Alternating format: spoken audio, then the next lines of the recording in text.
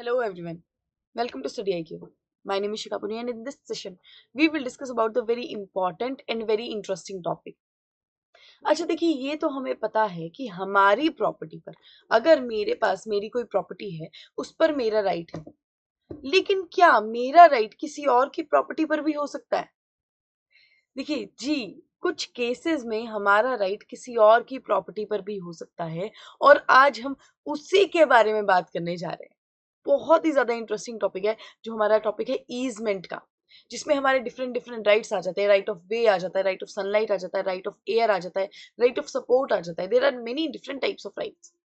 उसी के बारे में आज हम चर्चा करने वाले हैं। तो एक एग्जाम्पल, पहले छोटा सा एग्जाम्पल ले लेते हैं कि ये देख लीजिए, ये मैं हूँ शिखा एंड मैंने एक घर बना दिया। अब मैंने ये घर बना तो दिया, लेकिन इस घर में जाने का रास्ता ये भी तो मुझे चाहिए। लेकिन एक दिक्कत हो गई, यहाँ पे एक घर बन रखा था। अब यहाँ के लिए रास्ता प्रॉपर बना हुआ है और यहाँ के लिए अब मुझे पहले इसके घर से जाना पड़ेगा, तब मुझे अपने घर पे जाना पड़ेगा। तो दिक्कत आ गई ना। अब ये तो मैं किसी और की प्रॉपर्टी यूज करूंगी तब मैं अपनी प्रॉपर्टी में पहुंचने वाली हूँ। तो क्या मेरे पास ये राइट है कि मैं किसी और की प्रॉपर्टी यूज कर सकती हूँ? जी बिल्कुल, हमारे पास ये राइट होता है कि हम किसी और की प्रॉपर्टी को यूज कर सकते हैं अपने घर में पहुंचने के लिए या फिर ईजमेंट के लिए। इसी को हम क्या कहते हैं? ईजमेंट कहते हैं। तो ये टॉपिक हम बहुत ही इलैबोरेट तरीके से पढ़ेंगे, तो जुड़े रहिएगा। इस टॉपिक को पूरा इलैबोरेट तरीके से और पूरे एक्सप्लेनेशन के साथ पढ़ने से पहले, if you guys want to connect with me through any social media platform, तो आप कनेक्ट कर सकते हैं। आप इंस्टाग्राम के थ्रू, टेलीग्राम, ट्विटर, लिंक्डइन सबके थ्रू कनेक्ट कर सकते हैं। पीडीएफ आपको देखिए स्टूडेंट्स कहाँ पर मिलेगी? आपको टेलीग्राम चैनल पर ही मिलेगी। अब बात करते हैं ईजमेंट की। What is easement? देखिए लिखा क्या है, उसके बाद एक पिक्चर के थ्रू हम पूरा समझेंगे। An easement is a right possessed by the owner or occupier of a land which grants him the right to beneficial enjoyment over another's property land which does not belong to him। देखिए easement होता ही क्या है? सबसे पहले ये हमें पता होना चाहिए कि ईजमेंट हमारा टॉपिक जो है इंडियन ईजमेंट एक्ट 1882 के अंडर आया है। तो अब ईजमेंट टॉपिक क्या है? मतलब आपका राइट किसी की प्रॉपर्टी में है, किसी दूसरे इंसान की प्रॉपर्टी में आपका राइट भी आ रहा है। इसी को हम ईजमेंट कह लेते हैं। मतलब आप इंजॉय कर रहे हो उस राइट। और इसके एग्जांपल्स हमने देख लिए, right of way, sunlight, water, sewage etcetera. अब इसके थ्रू समझते हैं। देखिए ये है हमारा किसी और का ओनर, किसी और का घर, बी का घर, और ये है हमारा ए का घर। ए ने घर तो बना लिया, लेकिन ए के लिए को जाना भी है उस घर में। अब ये जो घर का रास्ता है वो बी के घर की तरफ से निकलता है। मतलब बी की प्रॉपर्टी में जाना पड़ेगा। ये सारी जो प्रॉपर्टी है वो बी की है और ये सारी जो प्रॉपर्टी है वो ए की है। लेकिन अपनी प्रॉपर्टी में जाने के लिए ए को पहले बी की प्रॉपर्टी से गुजरना पड़ेगा।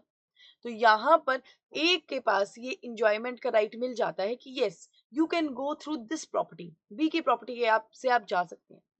और यहाँ पर ए जो है, ये जो प्रॉपर्टी है, ये क्या होती है? डोमिनेंट टीनमेंट। डोमिनेंट टीनमेंट ये प्रॉपर्टी होती है। और जो दूसरी प्रॉपर्टी, जिस प्रॉपर्टी का आप फायदा उठा रहे हैं, वो होती है सर्विएंट टीनमेंट। ठीक है, तो ये दो वर्ड्स हैं जो इंपॉर्टेंट हो जाते हैं अगर हम ईजमेंट के बारे में बात करते हैं। कि जो इंसान, जो प्रॉपर्टी जहां पर आप पहुंच रहे हो दूसरे की प्रॉपर्टी को यूज करके, वो होती है डोमिनेंट टीनमेंट। और जिस इंसान की प्रॉपर्टी को आप यूज कर रहे हो वो प्रॉपर्टी होती है सर्विएंट टीनमेंट। इतना समझ में आ गया? ठीक है।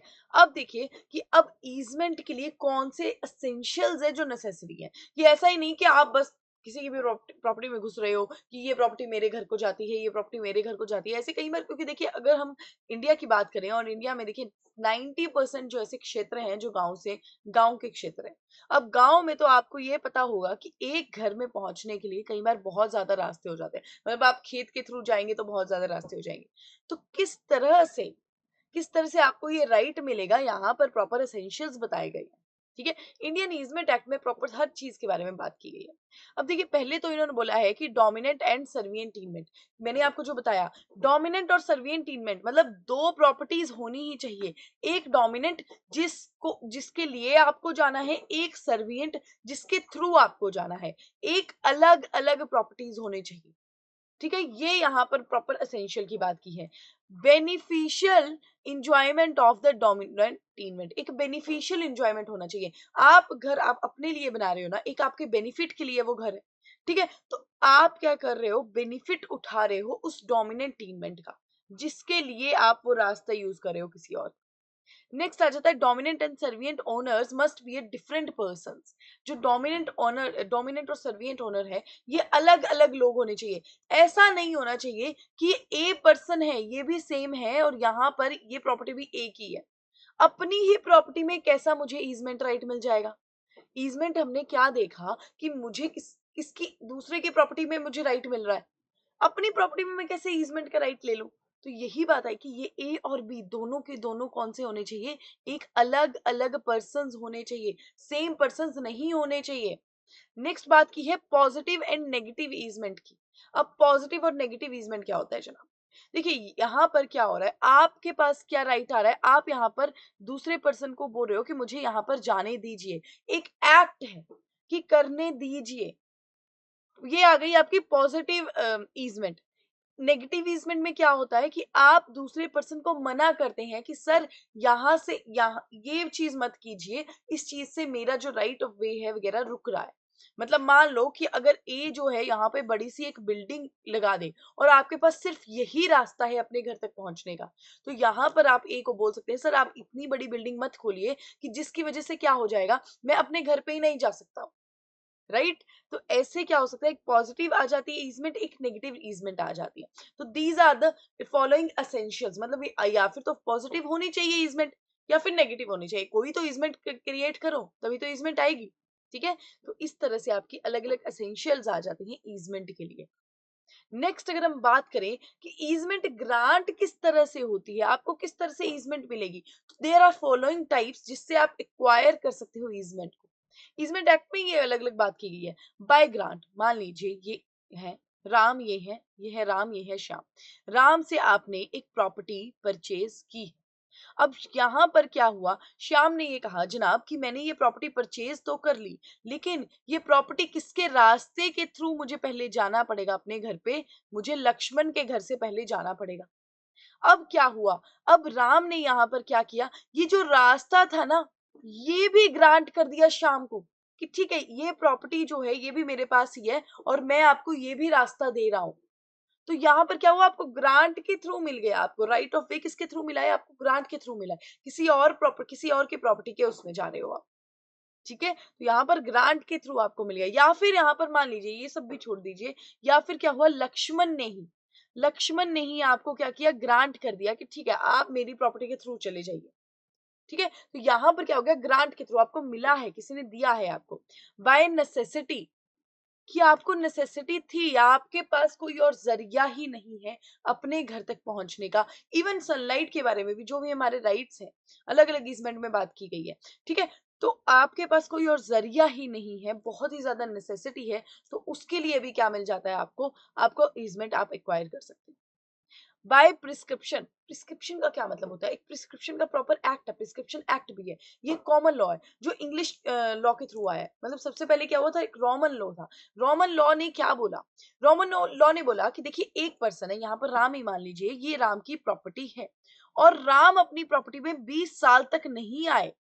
ठीक है, बाहर फॉरेन चले गए हैं और 20 साल तक इन्होंने अपने घर पे कदम तक नहीं रखा। अब श्याम का घर यहाँ पर था, श्याम का घर जो था वो राम की प्रॉपर्टी को थोड़ा थोड़ा यूज भी करे थे, मतलब अपने घर के लिए यूज करे थे, एंजॉयमेंट के लिए यूज करे थे, जैसे हमने पढ़ा है कि बेनिफिशियल एंजॉयमेंट होना चाहिए, उस तरह से इस प्रॉपर्टी को यूज कर रहे थे। 20 साल निकल गए, किसी ने इनको इंटरप्ट नहीं किया। ठीक है, श्याम बढ़िया यूज कर रहे हैं चीजों को। उसके बाद में क्या होता है, अब श्याम जो है वो एक तरीके से इस प्रॉपर्टी के बेनिफिशियल मतलब प्रॉपर एब्सोल्यूट ओनर बन जाते हैं। 20 साल का टाइम पीरियड है, अगर 20 साल तक किसी ने इंटरप्ट ही नहीं किया इनको। ठीक है, तो यहाँ पे क्या हुआ, शाम बी तो यहाँ पर एब्सोल्यूट ओनर बन गए। ये हमारा रोमन लॉ कहता है। रोमन लॉ से इंग्लिश लॉ में आया, इंग्लिश लॉ से ही हमारा इंडियन लॉ ने इस चीज को अडॉप्ट किया है। कॉमन लॉ है एक तरीके से, प्रिस्क्रिप्शन का लॉ। ठीक है, तो प्रिस्क्रिप्शन का लॉ क्या कहता है कि अगर 20 साल तक आपने कोई राइट ऑफ वे यूज किया है और कोई भी इंटरप्शन नहीं हुई है, किसी ने इंटरप्ट नहीं किया आपको बीच में, ठीक है, कोई लड़ाई झगड़ा नहीं हुआ, आपको आराम से आने दे रहा है कोई भी, तो क्या होगा, अब आपका वो जो राइट ऑफ वे है, वे वाला जो आपका रास्ता था वो, उसके आप एब्सोल्यूट ओनर बन जाओगे। तो प्रिस्क्रिप्शन के थ्रू आपको ईजमेंट मिल गई और एंड में तो आप क्या बन गए, आप ओनर ही बन गए। नेक्स्ट आ जाता है बाय कस्टम्स। कस्टम्स के थ्रू अगर आपको ईजमेंट का राइट मिलता है, कस्टम के थ्रू मतलब मान लीजिए कि एक कस्टम है कि आप इस ही प्रॉपर्टी में क्या करते हैं, जो भी आपके घर में अगर अनफॉर्चुनेटली किसी की डेथ होती है तो आप यहीं पे ही उनको बरी करते हैं। ठीक है। जो है जैसे मुस्लिम जो है रिलीजन में ऐसा होता है कि बरी करते हैं वो लोगों को। तो इस तरह से आप इसी प्रॉपर्टी में क्या कर रहे हो, बरी कर रहे हो, कब से यही कस्टम आपका चला रहा है। इसके थ्रू भी आपको ईजमेंट का राइट मिल सकता है। ठीक है। तो ये डिफरेंट डिफरेंट टाइप के सिनेरियोज है, डिफरेंट डिफरेंट टाइप के थिंग्स हैं जिससे आप एक्वायर कर सकते हो ईजमेंट का राइट। ग्रांट किसी ने आपको खुद ही ग्रांट कर दिया, नेसेसिटी आपको बहुत ज्यादा नेसेसिटी है, प्रिस्क्रिप्शन के थ्रू और कस्टम के थ्रू। नेक्स्ट आ जाइए, हम देखिए जो हमारे ईजमेंट एक्ट है ना उसमें बहुत ज्यादा राइट्स के बारे में बात की है, बट पर्टिकुलरली हम बात करेंगे राइट ऑफ वे और राइट ऑफ सनलाइट की। कि वे का राइट, पर्टिकुलरली तो राइट ऑफ वे की बात कर रहे हैं हम यहाँ पे। तो देखिए राइट ऑफ वे तो दो टाइप के हो सकते हैं, एक पब्लिक राइट और एक प्राइवेट राइट। अब पब्लिक राइट क्या हुआ, जैसे रोड बन रहे हैं, हाईवे बन रखे हैं, ठीक है, इसमें तो सारे के सारे लोग आ सकते हैं, ये हमारा प्रॉपर एक हाईवे है, तो इसमें तो मैं गाड़ी चलाऊं, मैं चलूं अपने आप को, ये मेरे को राइट मिल रखा है। प्राइवेट राइट का कंसर्न हमें थोड़ा ज्यादा है। अब प्राइवेट राइट क्या है, वही जो आप किसी और की प्रॉपर्टी यूज कर रहे हो अपने घर तक पहुंचने के लिए, और कोई वो पब्लिक रास्ता नहीं है, नॉर्मली आप किसी के मान लो खेत से ही आ रहे हो, तो ये राइट ऑफ वे आ जाता है। इस तरह से आपको ईजमेंट के राइट मिलते हैं।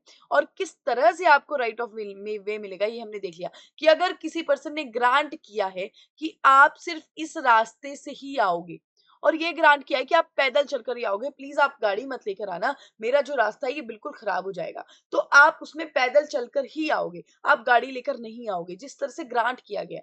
प्रिस्क्रिप्शन मतलब 20 साल तक आपको किसी ने इंटरप्ट नहीं किया, उसके बाद में आपको ये राइट मिल गया, उसके बाद में आप तो एब्सोल्यूट ओनर ही हो गए।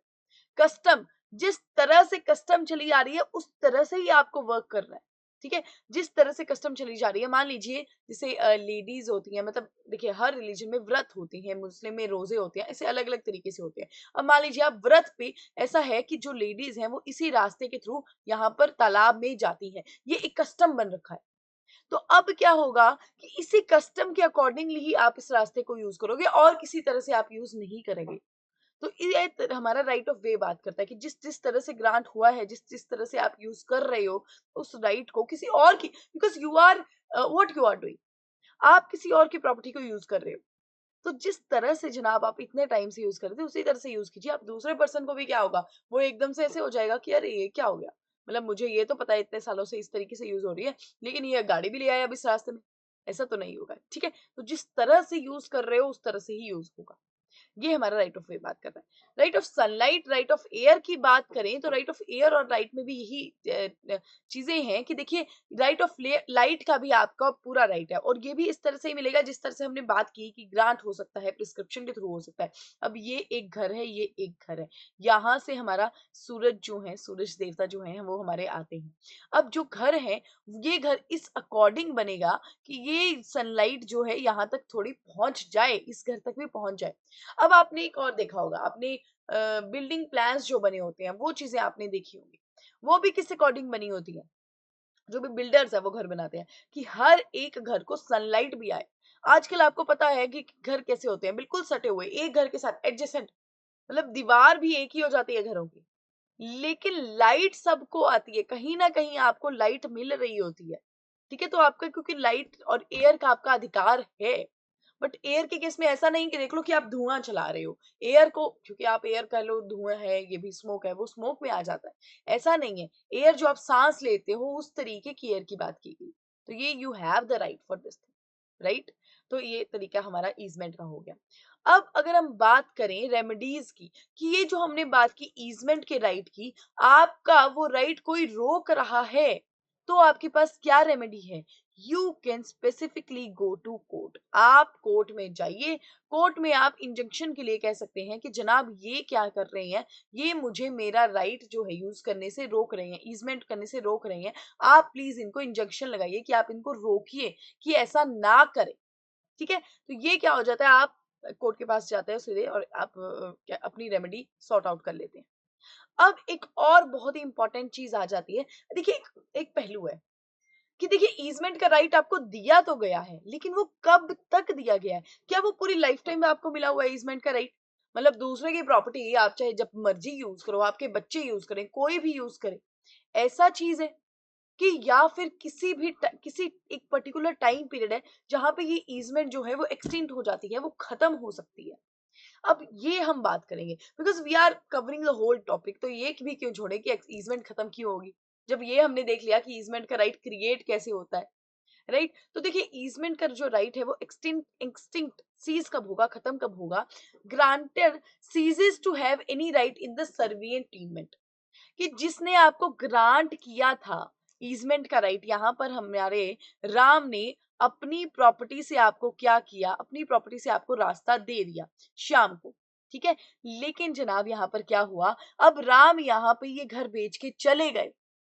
अब जब राम का ही इस सर्विएंट प्रॉपर्टी में कोई हिस्सा ही नहीं रहा, उनका ही इस सर्विएंट प्रॉपर्टी में कोई राइट नहीं रहा, तो वो श्याम को यहाँ पर कोई और राइट कैसे दे सकते हैं, ईजमेंट का राइट कैसे दे सकते हैं। तो यहाँ पर आपको ईजमेंट का जो आपका ईजमेंट का राइट था वो क्या हो गया, वो एक्सटिंक्ट हो गया, खत्म हो गया। नेक्स्ट बात करें एक्सपायरी ऑफ टाइम और हैपनिंग ऑफ एन इवेंट। मान लीजिए आपने क्या किया था, आपने एक पर्टिकुलर, आपके घर पे शादी थी, अब आपने इस शादी के लिए किसी और पर्सन से राइट मांगा था कि अपनी प्रॉपर्टी से मुझे कुछ राइट दे दीजिए, अपनी प्रॉपर्टी को आप मुझे यूज करने दे दीजिए, मुझे कुछ सपोर्ट के लिए, कुछ भी पर्पस के लिए यूज करने दे दीजिए। ठीक है, तो ये आपने किसके लिए मांगा, एक पर्टिकुलर इवेंट के लिए मांगा, दैट इज शादी के लिए मांगा। या फिर आपने किसी पर्टिकुलर, आपने मांगा कि मुझे 3 महीने तक ये राइट दे दीजिए कि मैं आपकी प्रॉपर्टी को यूज कर सकूं इस तरीके से। तो क्या होता है राइट ऑफ वे, ये बात याद रखना कि जो हमने पहले देख लिया, right of way, right of light, right of support, इस तरह से ये आपने दूसरे की प्रॉपर्टी से मांगा है। अब ये 3 महीने क्या हो गए, खत्म हो गए, या फिर जो वो शादी थी वो क्या हो गई, खत्म हो गई। तो जब ये इवेंट या फिर ये टाइम पीरियड खत्म हो गया, अब आपका ईजमेंट का राइट भी क्या हो जाएगा, खत्म हो जाएगा। ठीक है, ऐसा नहीं है आप बस यूज करते ही रहेंगे, ऐसा नहीं होगा, आपका वो राइट वहां पे खत्म हो गया। एक्सटिंक्शन बाय रिलीज, आपने खुद ही जो आपका राइट था, ये जो वे का राइट था, मतलब किसी और की प्रॉपर्टी से आपको आना था, आपने खुद ही क्या किया, इसको रिलीज कर दिया, आप खुद ही नहीं वहां से आ रहे हो। ठीक है, तो क्या होगा, तो मतलब आपका राइट क्रिएट ही नहीं हुआ एक तरीके से, आपने खुद ही वो राइट क्या किया, वेव ऑफ कर दिया, टाटा बाय बाय, खत्म कर दिया उस राइट को। ठीक है, तो ये क्या होता है, एक्सटेंशन बाय रिलीज, आप खुद ही उसको क्या कर रहे हो, यूज ही नहीं कर रहे हो। नेक्स्ट आ जाता है टर्मिनेशन ऑफ नेसेसिटी। आपको कोई नेसेसिटी थी, मान लीजिए कोई कोई भी नेसेसिटी हो सकती है आपको किसी पर्टिकुलर लैंड को यूज करने के लिए। ठीक है, वो नेसेसिटी थी जो खत्म हो गई, उसके बाद में आपका ईजमेंट का राइट भी खत्म हो जाएगा। नेक्स्ट आ जाता है when easement is not useful. हमने क्या बात की कि आप बेनिफिट के लिए क्या कर रहे हो, बेनिफिट के लिए आप ईजमेंट ले रहे हो। ठीक है, दूसरे के घर पे आप क्या कर रहे हो, अपने घर पे दूसरे के अगर लैंड यूज कर रहे हो तो बेनिफिट के लिए, आप क्योंकि आप अपने घर पे रह रहे हो, आपको एक बेनिफिट है। लेकिन मान लो आप अब इस घर से चले गए, आपका बेनिफिट ही यहाँ से खत्म हो गया, तो क्या अब आप यूजफुल, आप ईजमेंट ले सकते हो, नहीं, क्योंकि ईजमेंट ही अब यूजफुल नहीं है। नेक्स्ट आ जाइए permanent change in the dominant heritage. Dominant heritage में क्या हो गया, परमानेंट चेंज हो गया। राम की प्रॉपर्टी से आप आ रहे थे, बाढ़ आ गई, आपका घर टूट गया।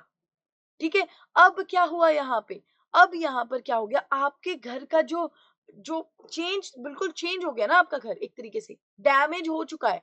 तो इस सिनेरियोज में भी क्या होगा, अब ये ईजमेंट का राइट आपके पास नहीं रहता, क्योंकि आपका घर जो है बिल्कुल डैमेज हो गया हुआ है। आप या फिर कहीं और शिफ्ट हो जाते हो, परमानेंट जो है ये डोमिनेंट हेरिटेज है वो ही, उसका करेक्टर ही चेंज हो जाता है जब। यूनिटी बाय ओनरशिप, ये हमने पहले भी देखा कि दो डिफरेंट ओनर्स होने चाहिए, राम अलग है, श्याम अलग है। लेकिन क्या हुआ, श्याम को ऐसा लगा कि देखो ये जो राइट ऑफ वे है ये बहुत ही ज्यादा, मुझे अब रास्ता सिर्फ पैदल चलने के लिए नहीं चाहिए, मुझे गाड़ी के लिए भी रास्ता चाहिए। ठीक है, मैंने अभी गाड़ी खरीदी हुई है तो मुझे गाड़ी के लिए भी रास्ता चाहिए। तो अब क्या होगा, क्या होगा, अब आप क्या करोगे, आपने, श्याम ने क्या किया, राम से ये घर प्रॉपर्टी खरीद ली। ठीक है, जब ये प्रॉपर्टी उन्होंने खरीद ली तो यहाँ पर क्या हो गया, एक ही पर्सन हो गया, एक ही पर्सन अब ओनर बन जाते हैं दोनों प्रॉपर्टीज के। अब जब एक पर्सन दोनों प्रॉपर्टीज के ऑनर हो गए, तब आपका ईजमेंट का राइट खत्म हो गया, बिकॉज आप अपनी प्रॉपर्टी पे कैसे ईजमेंट का राइट, वो हमने पहले ही डिस्कस कर लिया, अपनी ही प्रॉपर्टी पे आप कैसे ईजमेंट का राइट जो है वो ले सकते हो। ठीक है, तो जब आपने क्या किया, यूनिटी बाय ओनरशिप, यहाँ पे भी आप ओनर बन गए हो, यहाँ पे भी आप ओनर बन गए हो, तब आपका राइट जो है वो ईजमेंट का राइट एक्सटिंक्ट हो गया, खत्म हो गया। ठीक है, तो इस तरह से हमारा क्या हो जाता है, एक्सटिंक्शन हो जाती है, हमारे ईजमेंट की एक्सटिंक्शन हो जाती है। क्रिएट भी देख लिया हमने, अलग अलग तरीके से हमने सारा का सारा अपना राइट कवर कर लिया जो ईजमेंट का राइट था। वेरी इंपॉर्टेंट टॉपिक, बहुत ही ज्यादा इंपॉर्टेंट टॉपिक बन जाता है ये ईजमेंट। ठीक है, क्यों? क्योंकि देखिए एक तरह से आप बहुत देखिए घर आपका भी होगा, इस तरह का राइट आप भी यूज कर रहे होंगे, लेकिन इतने डेप्थ में ये टॉपिक कभी भी आपने एनालाइज किया ही नहीं होगा, आपको पता ही नहीं होगा कि मेरा राइट असल में ये है क्या। मतलब अगर कल को देखो ऐसा बहुत ज्यादा हो सकता है कि कल को दूसरे का जिस प्रॉपर्टी को आप यूज कर रहे हो, आप अपना राइट ऑफ वे जिसकी प्रॉपर्टी से यूज कर रहे हो, वो आपको थप्पड़ मार के बाहर निकाले कि अब आपने मेरा ये प्रॉपर्टी जो है आपने यूज ही नहीं करनी है अपने घर पे लेके जाने के लिए। आपको यहाँ पे पता ही नहीं होगा क्योंकि आपको लगेगा कि सही बात है, मैं तो इसकी प्रॉपर्टी यूज कर रहा हूँ। ठीक है, चलो ठीक है, मान मतलब अपने घर में जाने के लिए कर रहा हूँ, लेकिन प्रॉपर्टी तो इसकी है। अब मैं क्या करूँ? ठीक है, आप नहीं आ रहे हो वहां से, आपने कोई और ही अल्टरनेटिव, मतलब इतना बहुत ज्यादा मेहनत करके पता नहीं क्या क्या करके आपने कोई और अल्टरनेटिव ढूंढ लिया, या फिर मान लो जो आप तंग आके अपने कहीं और ही घर बना लिया। तो अब क्या होगा? ये आपको आपका राइट ही नहीं पता, आपको लॉ ही नहीं पता। तो these topics are very important for you, for judiciary aspirants also, for general public also. ठीक है, तो आई होप आपको ये पूरा का पूरा ईजमेंट का राइट समझ में आ गया होगा कि आपका किस तरह से राइट बनता है चीजों पर। अगर किसी और की प्रॉपर्टी पर आपका राइट बन रहा है, right of way, right of light, right of storage, right of water, इस तरह से राइट ऑफ सीवेज ऑल्सो। ठीक है, तो हमारा इंडियन ईजमेंट एक्ट 1882 इस पूरे के पूरे ईजमेंट राइट के बारे में बात करता है, और जो हमने प्रॉपर तरह से एनालाइज भी कर लिया। तो आई होप आपको ये लेक्चर जो है, आपको ये पूरा कंसेप्ट जो है वो समझ में आ गया होगा। एक एक डेप्थ में हमने बहुत इंपॉर्टेंट तरीके से बात की है। ठीक है, अगर if you have any doubt, any query, please let me know. कुछ भी आपको क्वेरी आ गई ना इस सेशन से रिलेटेड और किसी भी सेशन से रिलेटेड या फिर लॉ सब्जेक्ट से related, please let me know. हम नेक्स्ट वीडियो जो है उसी के रिगार्डिंग बना देंगे। तब तक प्लीज अपना ध्यान रखिए, मेजरली अपनी हेल्थ का ध्यान रखिए। Thank you so much guys.